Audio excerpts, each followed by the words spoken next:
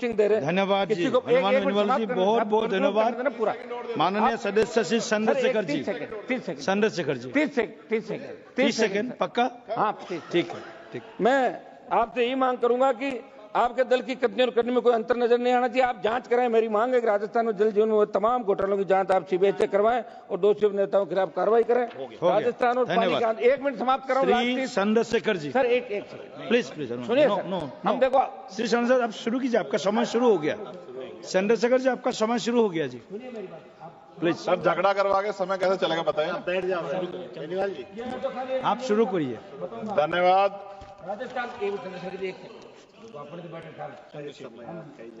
चंद्रशेखर जी आप बताइए, शुरू कीजिए।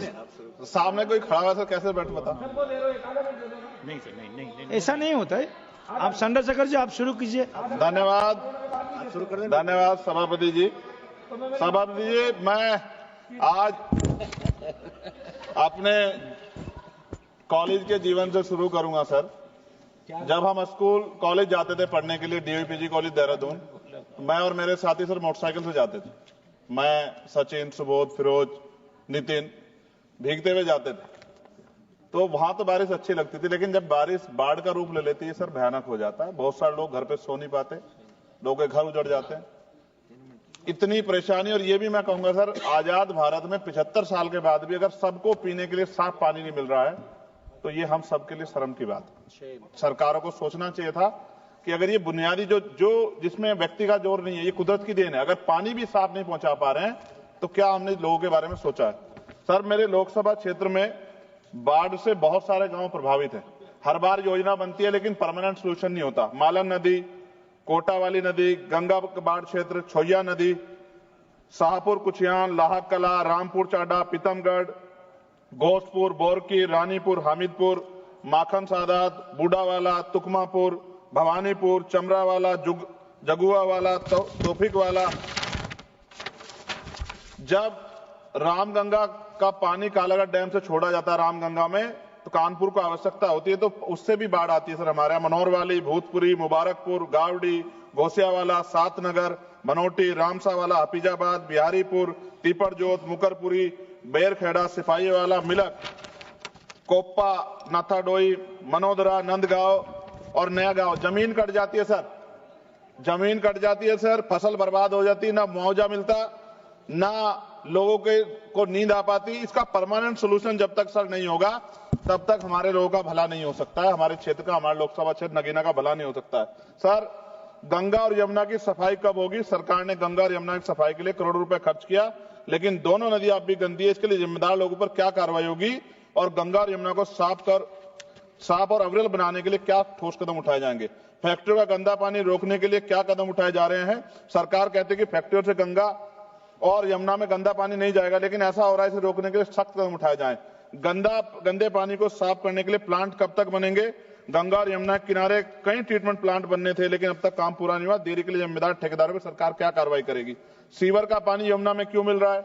दिल्ली और आसपास के शहरों में लाखों लीटर गंदा पानी यमुना में बहा जाता है। सरकार से रोकने के लिए क्या कदम उठा रही है? गंगा के जीव जंतुओं की रक्षा कैसे हो? गंगा में पाए जाने वाले डॉल्फिन और अन्य जीव संकट में इनकी सुरक्षा के लिए सरकार ने क्या कदम उठाया और उनका क्या असर हुआ? नमामि गंगे योजना सफल हुई या नहीं? सरकार कहती है कि नमामि गंगे योजना सफल हुई, लेकिन जमीनी सच्चाई कुछ और है। क्या सरकार इसकी जांच स्वतंत्र से कराएगी? यमुना की सफाई के लिए बनी योजनाएं क्यों फेल हो रही है? यमुना एक्शन प्लान और अन्य योजनाओं पर करोड़ रुपए खर्च हुए, लेकिन कोई खास असर नहीं दिख रहा। क्या सरकार इसकी स्वतंत्र एजेंसी जांच कराएगी? नदी किनारे बनाए जा रिवर फ्रंट से गंगा को नुकसान हो रहा है। गंगा किनारे बनाए जा रिवर फ्रंट से नदी का प्राकृतिक प्रभाव बाधित हो रहा है। क्या सरकार इस विकास और पर्यावरण को संतुलित करने के लिए कोई नई नीति बनाएगी? गंगा, यमुना और उसकी सहायक नदियों में अवैध रेत खनन, अवैध निर्माण क्यों नहीं रुक रहा, जिससे नदी और पर्यावरण को नुकसान सरकार रोकने के लिए क्या कर रही? बाढ़ से प्रभावित गांवों के लोगों का क्या होगा? गंगा यमुना के किनारे बसे हुए कई परिवार हर साल बाढ़ और कटाव से प्रभावित होते हैं। क्या सरकार इनके लिए पुनर्वास के लिए कोई ठोस योजना बनाएगी? जायसवाल साहब बैठे हैं, बिहार का क्या हाल होता है? 3-3 महीने लोग परेशान होते हैं। गंगा किनारे जैविक खेती क्यों नहीं बढ़ रही? गंगा किनारे जैविक खेती को बढ़ावा देने के लिए बात कही गई थी, लेकिन इसका असर कम दिख रहा है। सरकार इस योजना को सही तरीके से लागू कराने के लिए क्या करेगी?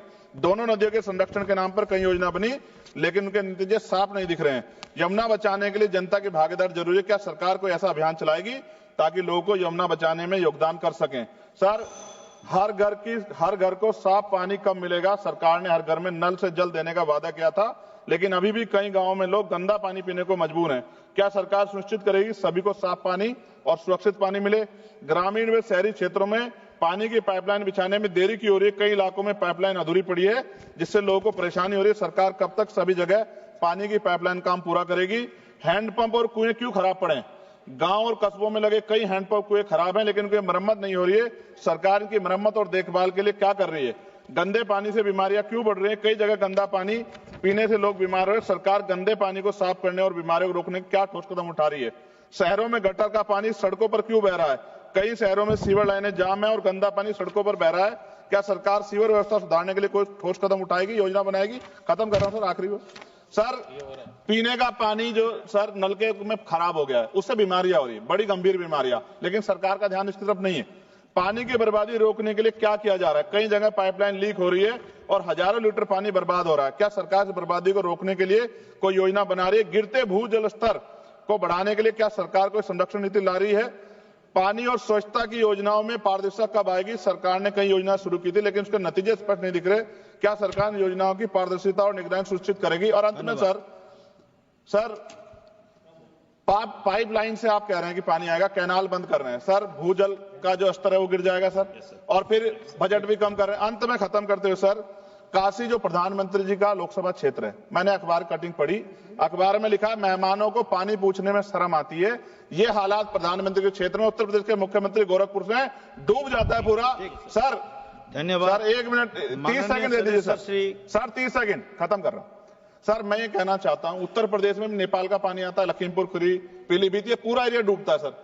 इस समस्या से निजात दिलाने के लिए परमानेंट सोल्यूशन हो जाए। इसके नाम पे पैसों का एयर फेयर करके काम नहीं चलेगा। बहुत बहुत धन्यवाद सर, आपने मुझे मौका दिया। श्री गोविंद करजोल जी।